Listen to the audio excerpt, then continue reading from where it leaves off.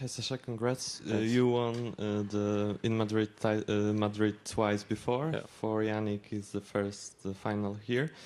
So do you think your experience will give you an advantage on Sunday's final? I think he's world number one and hasn't lost a match since beginning of February. So I think right now he's definitely the best player in the world. I think I have to play very, very good tennis to have a chance. But I know I'm capable of doing that, and I will try to do my best on Sunday. Well done, Sasha. Thanks. We're sort of getting used to this pattern that you have where with the clay, where you start out a little slow in Monte Carlo, but by the time you get to May, you're really sort of rolling, whether it's Munich first or here. Yeah. What is the adjustment like, and what is it specifically that you do, I guess probably off the ground more than the serve, that really sort of like clicks it's just timing. You into the clay court form? I think it's just timing. Clay court is a completely different timing of a ball than it is on hard court. Once I adjust, I know I can play well in it, but it takes time for me.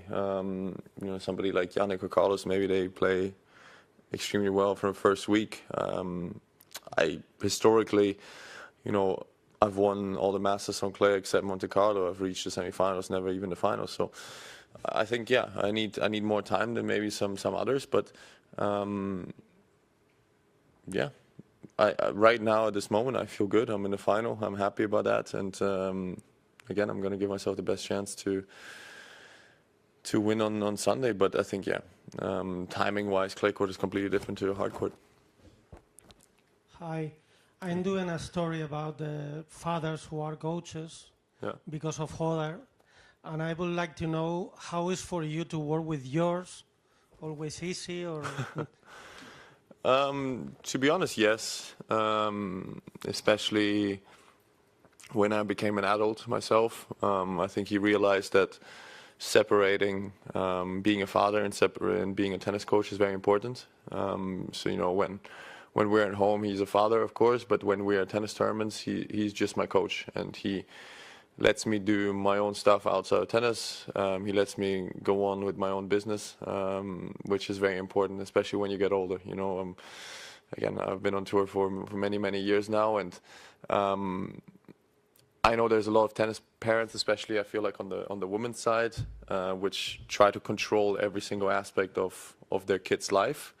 And I do believe that that's wrong. And I think this is where my father was very smart and is very smart. He lets me live my life. He lets me do whatever I want outside the tennis court. And then on the tennis court, he's, for me, the best coach. Yeah. Congratulations, Sasha. An amazing match. Some very competitive rallies as well. I have a two-part question. The first part is, both the men's semifinals were quite identical today. The first set was quite dominant, and the second set was quite competitive. And both of them were against a very young and upcoming talent. So what are your thoughts on that? And my second question would be, in the second set, I was noticing that every game had breakpoint opportunities, so it must have been frustrating, of course.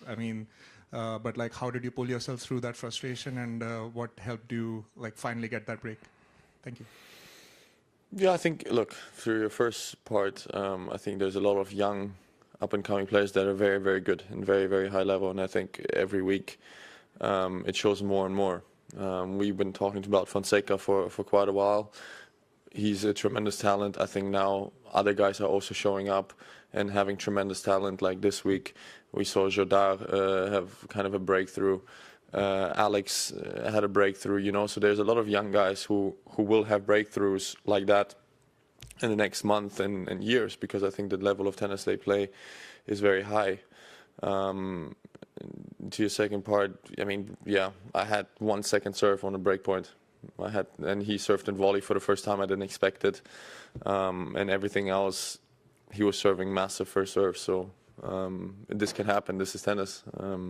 But once I got the chance, I used it in the second set, and luckily served it out. Last two. Thanks. Nada from Serbian Radio. Bravo for today's match. Thanks. What are your thoughts, Sasha, about AI in tennis? AI? AI, yeah. Okay. It's being used in many teams and in tennis as well? Is it implemented in your? In what way? AI? Like in analysis, in the track performance, in many aspects, it's been started to use. What are your thoughts about it? I think, like a lot of other players, I look at some statistics for sure before matches, but I think a lot of it is tennis is a field sport as well. You know, against Jannik or against Carlos or against the best players in the world, no two matches are going to be the same. And I know that, they know that. We are always going to adjust. We're always going to try to find ways to beat each other.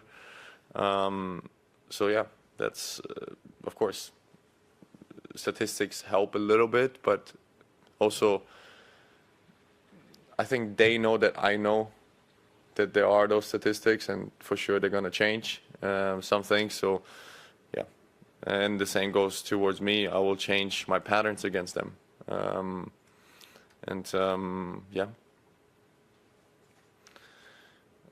Look, players have weaker points, players have stronger points. I think at the end of the day, the best player is always going to win. And in that case, it was Jannik the last couple of months. And I think AI, there's a lot of stats on him. It's not secret how he plays. Still, nobody can beat him. So I think AI is going to only get you that far. Hace 6 meses, Rafa Jodar estaba estudiando en la Universidad de Virginia, becado y compaginando clases con tenis universitario americano, ese circuito paralelo al profesional donde muchos jóvenes con talento se quedan sin que el mundo acabe de verlos del todo. Un sistema que ha producido grandes jugadores, sí, pero que también ha enterrado carreras que podían haber sido otra cosa si el salto llega antes. En diciembre decidió que ya era suficiente, que el momento era ahora, que el tenis universitario pues ya le había dado lo que tenía que darle y que lo que venía pues continuación había que buscarlo en otro sitio. Y ayer, domingo 5 de abril de 2026, levantó el trofeo de Marrakech, su primer título ATP, con 19 años y en su primer torneo profesional sobre tierra batida en toda su carrera. La historia de este chico de Leganés no va a la velocidad normal de las historias de otros tenistas. Ese tipo va a otra velocidad, una que hace que las cifras cuesten un poco de procesar la primera vez que las ves. El 1 de abril de 2024 era el número 1771 del mundo y un año después, el 911. El lunes pasado, antes de que empezara el torneo de Marrakech, era el 89 y esta semana, con el título en el bolsillo, es el 67. Cabe recordar que tiene 19 años. Hay jugadores que tardan una década en llegar al top 100 y lo consiguen agradecidos, y muchos que nunca llegan. Jodar llegó al top 100 en su primer año completo como profesional, el año en que también ganó su primer título ATP, el año en que también fue a las Next Gen ATP Finals y el año en que también ganó su primer partido en un Grand Slam, todo en el mismo año. La final fue lo que se esperaba, 68 minutos, 6-3 y 6-2, con apenas 5 puntos cedidos en todo el partido con su saque y el 86% de puntos ganados con el primero, Krunzeliti, 36 años, que también llegaba a su primera final ATP después de una carrera entera de intentarlo y que se había convertido esta semana en el finalista debutante más veterano de la historia.